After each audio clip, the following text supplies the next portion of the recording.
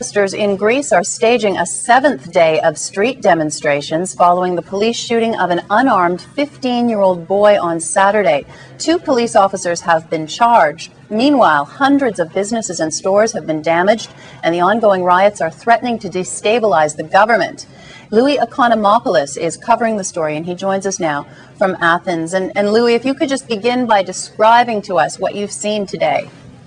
Well, we had riot police clashing with youths again on the margin of a peaceful march that was staged in the center of Athens by a few thousand pupils, students, and their teachers.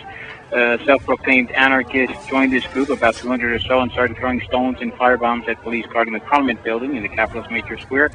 And we also had a couple of firebombing incidents outside the Athens courtroom, where a young man was found guilty today of first-degree murder and handed a life sentence, which was related to a deadly rumble between rival soccer fans that left the 25-year-old man stabbed to death last year. Of course, this had no relations with the death of the child, but anything, and the tensions is high in Athens, and anything could outbreak anywhere. And riot police had to be used to repel that outburst, but certainly today marked a lot less violence than the previous day, I must say. But nonetheless, it's a continued nuisance for authorities, and more street protests are planned for tonight, so there might be even more problems again. And there have been attacks by youth at police stations throughout the Athens area, as well as sporadic vandalism and lootings, and sit-ins are still continuing at dozens of high schools and universities throughout the country. So it's certainly not a pretty picture for the conservative government of Prime Minister Karamanlis, who has been seeing mounting calls to resign over the unprecedented violence. So political ramifications, obviously the human cost, it can't be good for businesses either. I know the government had announced that there would be some compensation for shop owners who had businesses damaged in the riots. When do they actually start to get that money? Well, if the government is going to come out of this crisis with something successful, the compensation has to be, the compensation that has been promised certainly has to come very soon. Prime Minister has announced this series of measures, and he said they will be immediately given to these persons.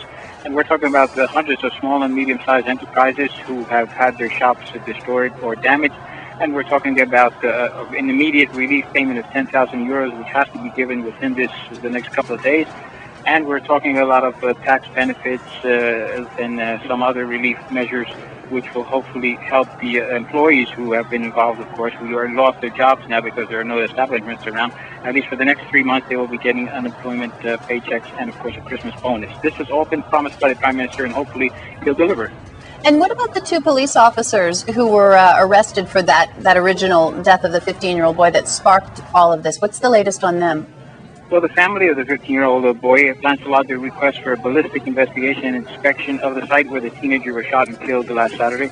Authorities have yet to officially announce the results of the ballistic investigations on the bullet that killed the youth, and confirmed claims made by the lawyer representing the accused said that the initial findings pointed to it having ricocheted before hitting the boy. Of course, this is not something that the eyewitnesses have been talking about. The ones that have been taken to the prosecutors yesterday and today, they've been saying that the police shot point blank at the youth without provocation.